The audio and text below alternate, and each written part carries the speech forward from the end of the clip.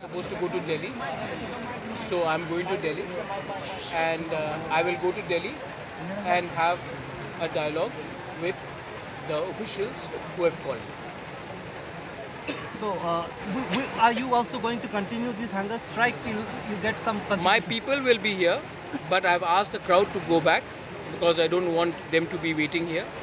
I will go to Delhi, and they've told me to, they've requested me that to come there and have a talk with them, and I'm going there.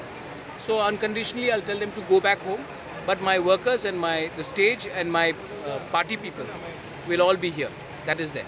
You'll continue your hunger strike till you get. I will go without any food to Delhi, and until I don't have anything, I will go empty stomach. And until I don't get anything, I will meet them with respect.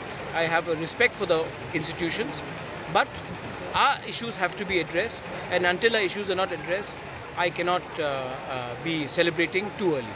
Too early. And return, you need return again. Again, right. Maharaj, কোথায় থেকে phone এসেছে? Delhi.